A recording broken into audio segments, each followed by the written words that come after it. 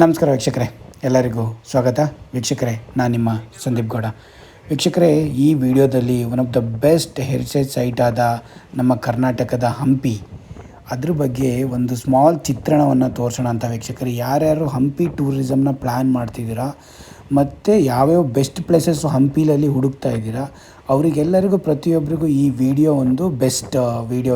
ವೀಕ್ಷಕರೇ, ಈ ವಿಡಿಯೋನ ನೀವು ಸ್ಕಿಪ್ ಮಾಡದೆ ಲಾಸ್ಟ್ ತನಕ ನೋಡಿ. ಮತ್ತು ಯಾರ್ಯಾರು ನನ್ನ ಚಾನಲ್ಗಳನ್ನ ಸಬ್ಸ್ಕ್ರೈಬ್ ಆಗಿಲ್ಲ, ಪ್ಲೀಸ್ ಸಬ್ಸ್ಕ್ರೈಬ್ ಮಾಡ್ಕೊಳ್ಳಿ, ನಮಗೂ ಸಪೋರ್ಟ್ ಮಾಡಿ. ವೀಕ್ಷಕರೇ, ಈಗ ಯಾರ್ಯಾರು ನೀವು ಹಂಪಿಗೆ ಹೋಗಬೇಕು ಅಂತಿರ್ತೀರೋ, ಇದು 2 ಡೇಸ್ ಪ್ಲ್ಯಾನ್ ಮಾಡ್ಕೊಳ್ಳಿ. ವೀಕ್ಷಕರೇ, ಹಂಪಿಗೆ ನೀವು ಹೋಗಬೇಕು ಅಂದರೆ 2 ಡೇಸ್ ಅಲ್ಲಿ ಇದ್ದು ನೀವು ಅಲ್ಲೆಲ್ಲ ಪ್ಲೇಸ್ಗಳನ್ನೆಲ್ಲ ನೋಡಲೇಬೇಕು. ಇದು one of the best heritage site.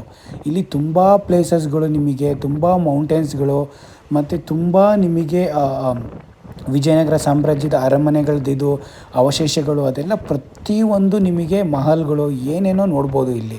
ಹಾಗಾಗಿ ಪ್ರತಿಯೊಬ್ಬರು ನೀವು ಇಲ್ಲಿಗೆ ಹೇಗೆ ರೀಚ್ ಆಗೋದು, ಯಾವ್ಯಾವ ರೆಸಾರ್ಟ್ಗಳಿದ್ದಾವೆ, ಯಾವ್ಯಾವ ಹೋಮ್ ಸ್ಟೇಗಳಿದ್ದಾವೆ ಬೆಸ್ಟು ಅಲ್ಲಿ ಸ್ಟೇ ಆಗೋಕ್ಕೆ, ಪ್ರತಿಯೊಂದು ಇನ್ಫಾರ್ಮೇಷನು ನೋಡ್ತಾ ಹೋಗೋಣ ವೀಕ್ಷಕರೇ. ಈಗ ನೀವು ಯಾರಾದರೂ ಅಲ್ಲಿ ಸ್ಟೇ ಆಗಬೇಕು ಅಂತಿದ್ರೆ ವೀಕ್ಷಕರೇ, ಅಥವಾ ನೀವು ಯಾರಾದ್ರು ಹೋಗಬೇಕು ಅಂತಿದ್ದರು, ಅಲ್ಲಿ 3 ಟ್ರೈನಲ್ಲಿ ಹೋದರೆ ನಿಮಗೆ Hampi express 245, Vijayapura express 385 rupees, ಬೆಂಗಳೂರಿಂದ ಸಿಂಧನೂರು ಎಕ್ಸ್ಪ್ರೆಸ್ಸು 315 ರುಪೀಸ್.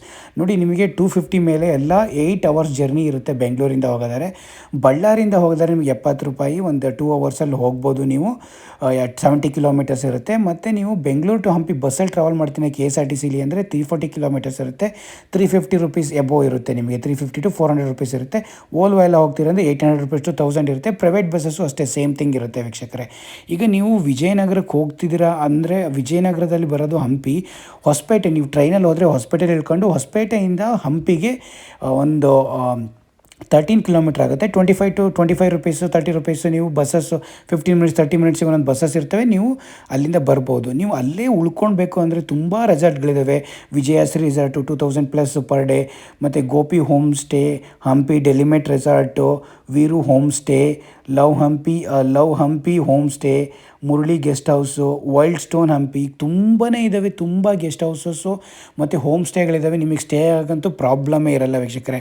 ಹಾಗಾಗಿ ಪ್ರತಿಯೊಂದು ನಿಮಗೆ ಅಲ್ಲಿ ಹಂಪಿ ನಿಮಗೆ ಸ್ಟೇ ಆಗೋಕ್ಕೆ, ನಿಮಗೆ ವಾಟ್ ಟು ಈಟ್, ಈ ಫುಡ್ಡಿಗೆ ಮತ್ತು ಅಲ್ಲಿ ನೋಡೋವಂಥ ಪ್ಲೇಸಸ್ಗೆ ನಿಮಗೇನೂ ಕಮ್ಮಿ ಆಗೋಲ್ಲ. ತುಂಬಾ ಚೆನ್ನಾಗಿರುತ್ತೆ ಪ್ರತಿಯೊಂದು. ಇದು ಈ ವಿಜಯನಗರದ ಹಂಪಿ ಇರೋದು ನಿಮಗೆ ತುಂಗಾಭದ್ರಾ ನದಿ ದಡದಲ್ಲಿ ವೀಕ್ಷಕರೇ.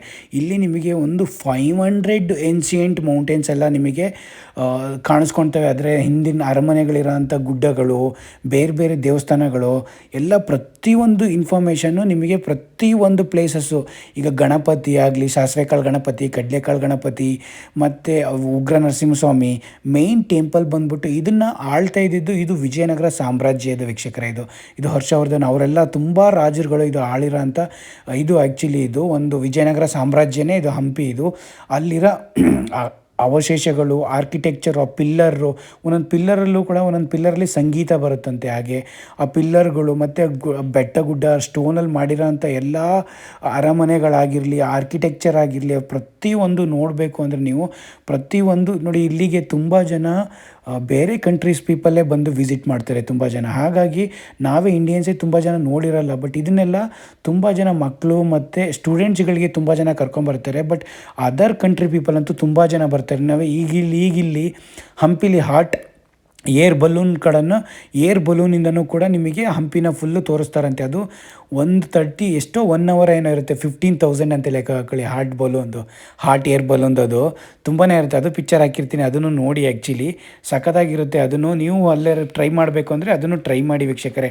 ಹಾಗೆಯೇ ಇಲ್ಲಿ ತುಂಬಾ ಟೆಂಪಲ್ಗಳು, ಮೇಯ್ನ್ ಟೆಂಪಲ್ಲು ವಿರೂಪಾಕ್ಷ ಸ್ವಾಮಿ ಟೆಂಪಲ್ ಇರೋದ್ರಿಂದ ವಿರೂಪಾಕ್ಷ ವಿಠಲ್ ಟೆಂಪಲ್ಲು, ಹಾಗೆಯೇ ತುಂಬ, ಮತ್ತು ಲೋಟಸ್ ಮಹಲ್ಲು, ಹಾಗೆಯೇ ಹಂಪಿಯ ಅಶ್ವಶಾಲೆ ಮತ್ತು ಬಜಾರು, ಅವ್ರದ್ದು ಹಿಂದಿನ ಕಾಲದ ಅವ್ರದ್ದು ಮಾರ್ಕೆಟ್ಗಳು, ನರಸಿಂಹಸ್ವಾಮಿ ದೇವಾಲಯ, ಅವ್ರದ್ದು ತುಂಬಾ ಬೆಟ್ಟಗಳು, ಕಡಲೆಕಾಯಿ ಸಾಸಿವೆಕಾಳು ಗಣಪತಿಗಳು, ಮತ್ತು ಹೇಮಕೂಟ ಬೆಟ್ಟ, ಸಂಗೀತ ಪಿಲ್ಲರ್ಗಳು, ಮಾರ್ಕೆಟ್ ಪ್ಲೇಸು, ಮತ್ತು ತುಂಬಾ ಪ್ಲೇಸ್ಗಳಿದ್ದಾವೆ. ಅಲ್ಲಿಗೆ ಹೋದರೆ ನೀವು 2 ಡೇಸ್ ಅಂತೂ ಇವೆಲ್ಲ ಮ್ಯೂಸಿಯಮ್ಗಳು, ಅವ್ರದ್ದು ಹಳೆಯ ಕಾಲದ್ದೆಲ್ಲ ಏನೇನು ಅವ್ರದ್ದು ಆನ್ಸಿಯೆಂಟ್ ಏನೇನಿದೆ, ಅವ್ರದ್ದು ವಿಗ್ರಹಗಳಾಗಲಿ ಮತ್ತು ಅವ್ರ ಕತ್ತಿಗಳ ನಾಣ್ಯಗಳು, ಪ್ರತಿಯೊಂದು 2-3 ಮ್ಯೂಸಿಯಮ್, ಓಪನ್ ಮ್ಯೂಸಿಯಮ್ಸ್ಗಳಿದ್ದಾವೆ. ಅವೆಲ್ಲ ನೀವು ನೋಡಿ ಅಲ್ಲೆಲ್ಲ ಪ್ರತಿಯೊಂದು ಪ್ಲೇಸ್ನೂ ನೋಡ್ಕೊಂಬರ್ಬೋದು ವೀಕ್ಷಕರೇ. ಇಲ್ಲಿ ಇದು ಅವ್ರ ವಿಜಯನಗರ ಸಾಮ್ರಾಜ್ಯದ ಇದು ಅವ್ರ ಮಾಡಿರೋದ್ರಿಂದ ಇಲ್ಲೇನು ಅಷ್ಟು ಬ್ರಿಟಿಷ್ರೇನು ಇದು ಮಾಡಿಲ್ಲ actually.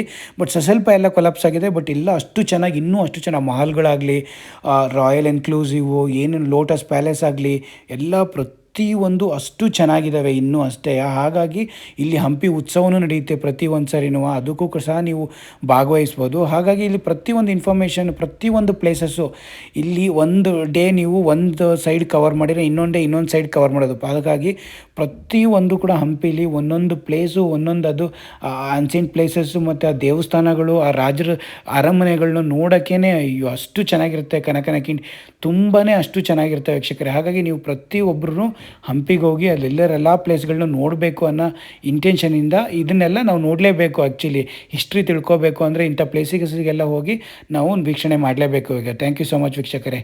Thank you so much. Bye.